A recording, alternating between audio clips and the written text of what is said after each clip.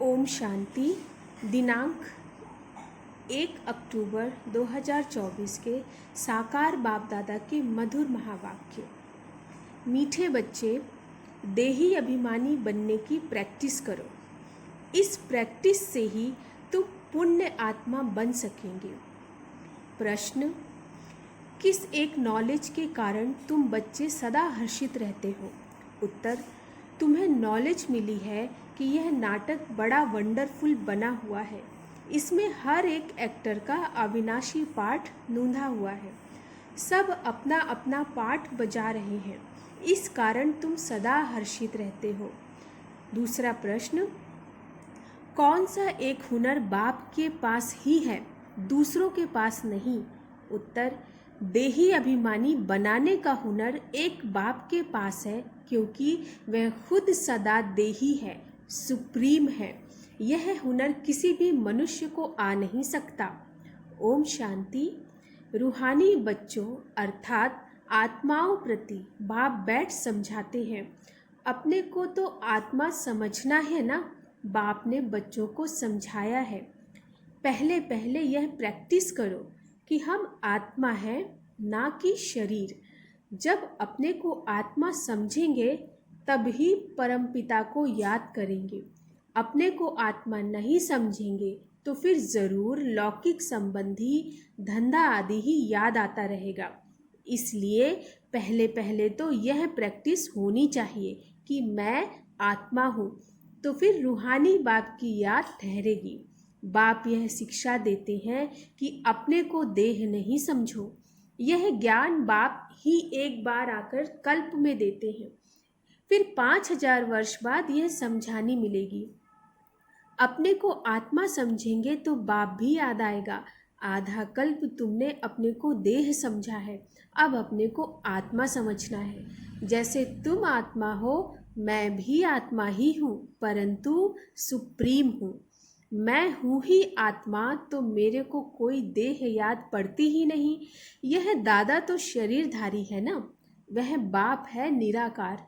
यह प्रजापिता ब्रह्मा तो साकारी हो गया।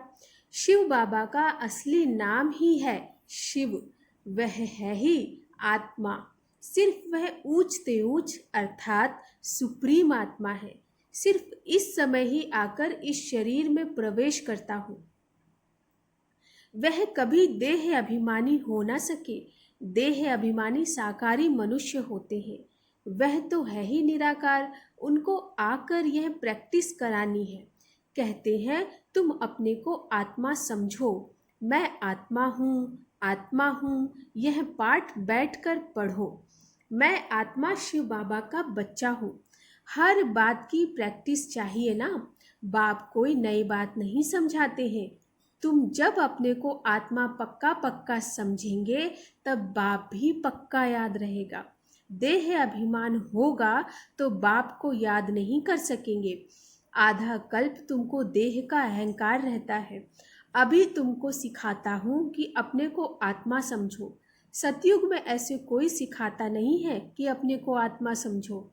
शरीर पर नाम तो पड़ता ही है, नहीं तो एक दो को बुलावे कैसे? यहाँ तुमने बाप से जो वर्षा पाया है वही प्रारब्ध वहाँ पाते हो। बाकी बुलाएंगे तो नाम से ना। श्री कृष्ण भी शरीर का नाम है ना। नाम बिगड़ तो कारोबार आदि चल न सके। ऐसे नहीं कि वहाँ यह कहेंगे कि अपने को आत्मा समझो। वहाँ तो अभिमानी रहते ही हैं। यह प्रैक्टिस तुमको अभी कराई जाती है, क्योंकि पाप बहुत चढ़े हुए हैं। आहिस्ते आहिस्ते थोड़ा थोड़ा पाप चढ़ते चढ़ते अभी फुल पाप आत्मा बन पड़े हो। आधा कल्प के लिए जो कुछ किया वह खलास भी तो होगा ना। आहिस्ते आहिस्ते कम होता जाता है।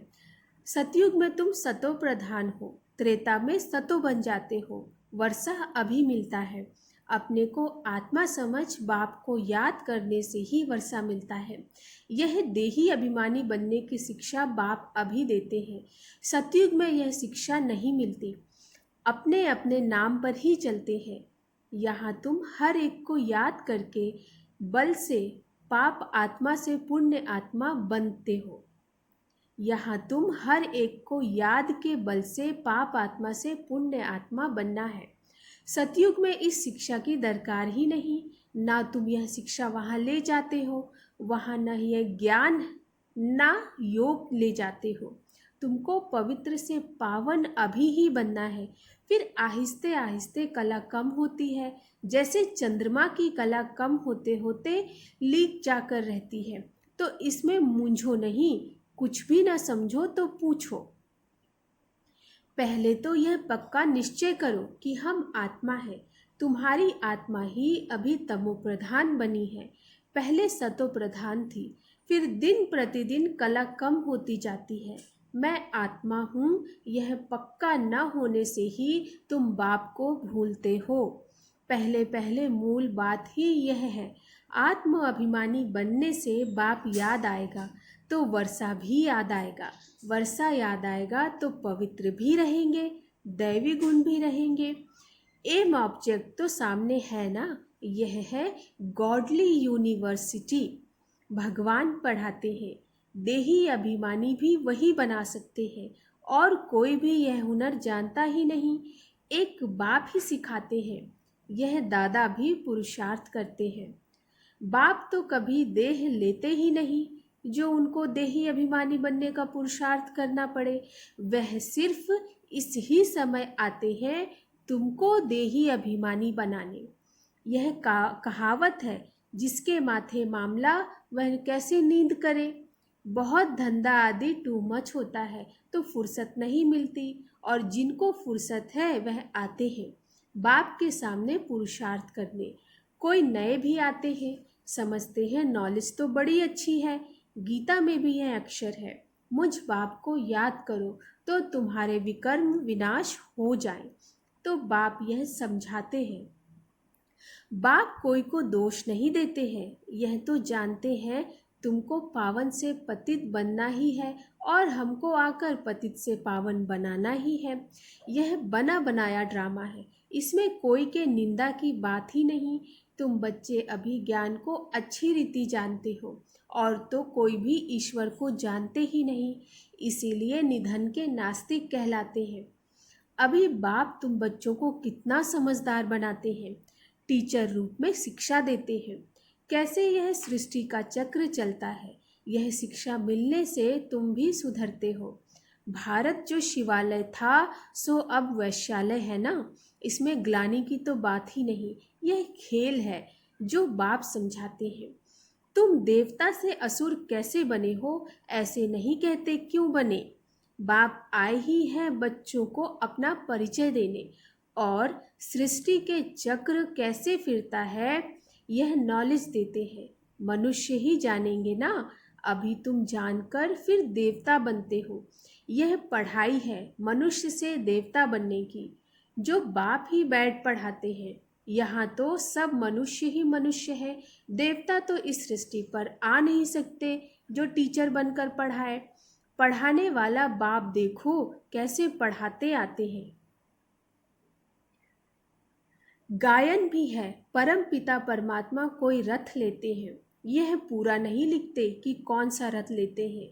त्रिमूर्ति का राज भी कोई समझते नहीं। परम पिता अर्थात परमात्मा, वो जो है सो अपना परिचय तो देंगे ना, अहंकार की तो बात नहीं।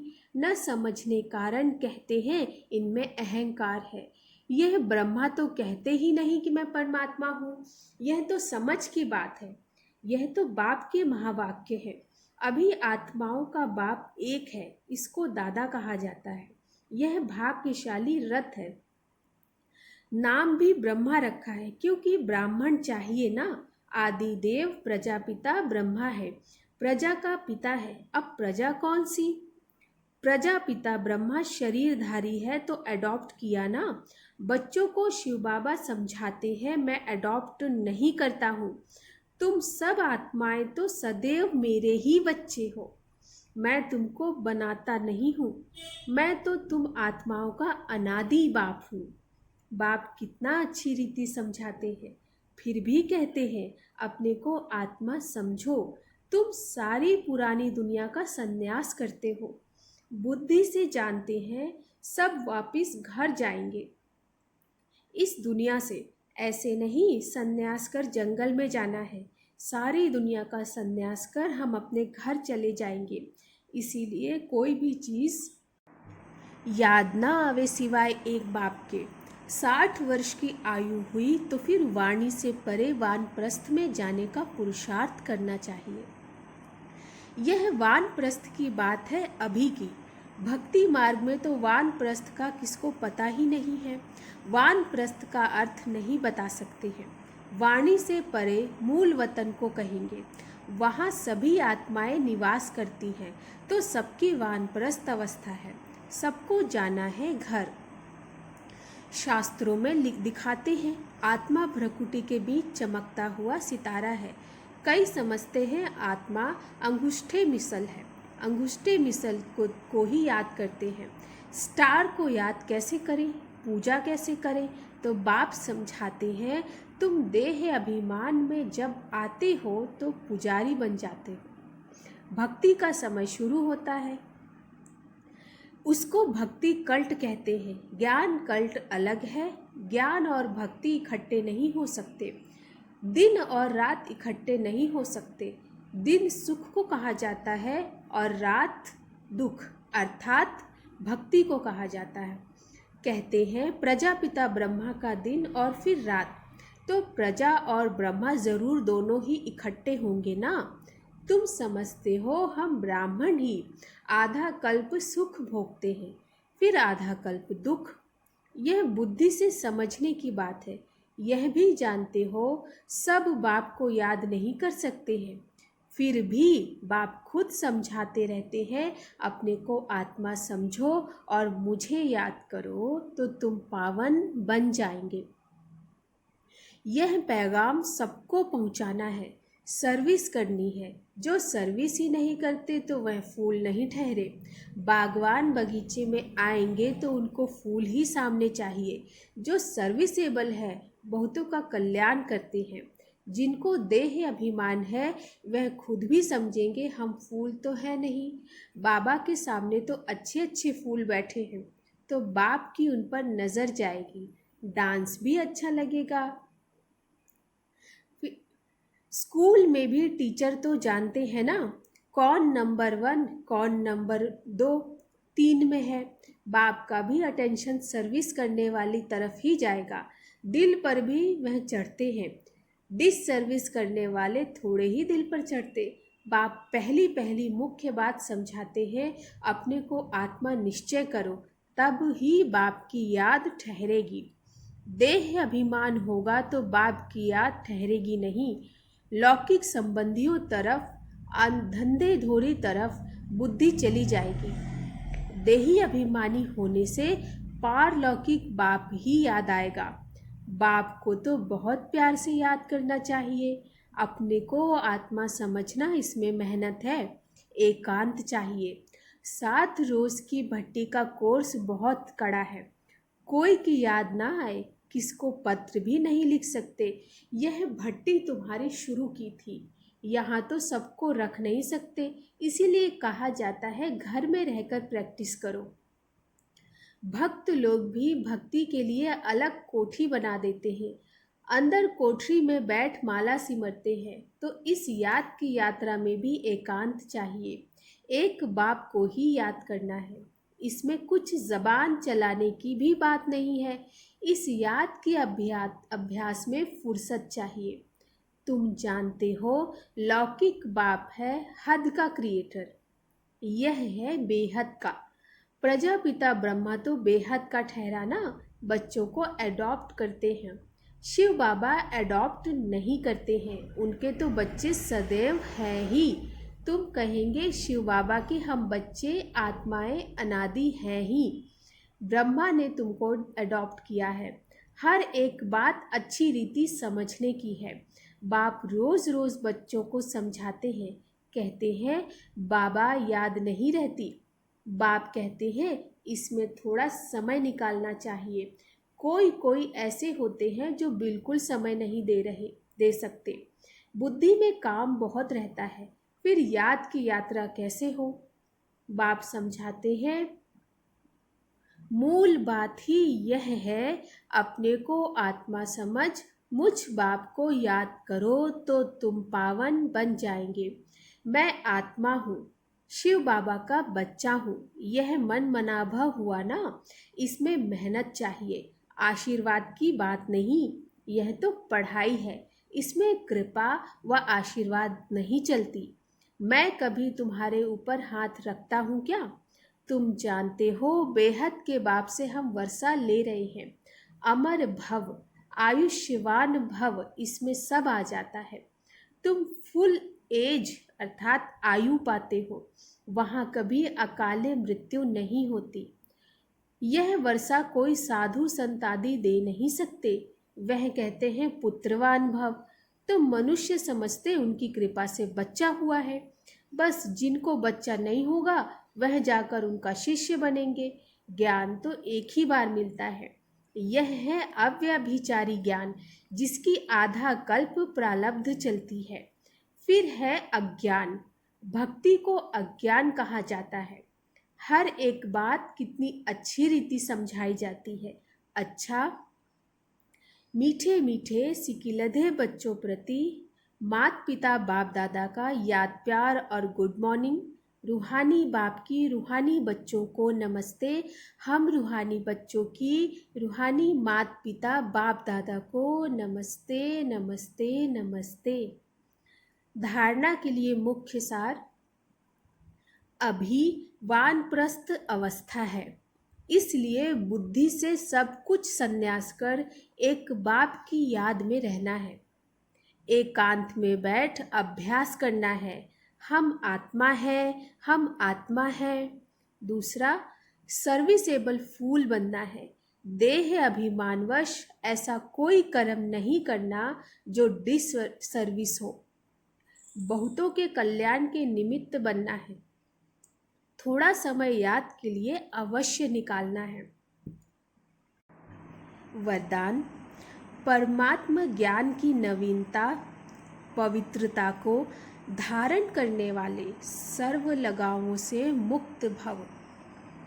परमात्म ज्ञान की नवीनता पवित्रता को धारण करने वाले सर्व लगावों से मुक्त भव।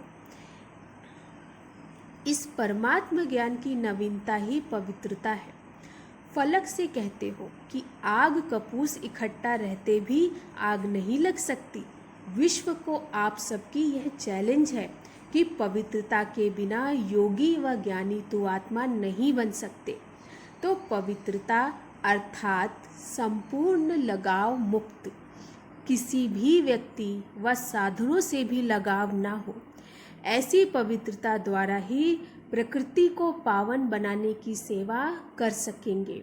स्लोगन, पवित्रता आपके जीवन का मुख्य फाउंडेशन है। धरत पड़िए, धर्म ना छोड़िए। अच्छा, ओम शांति।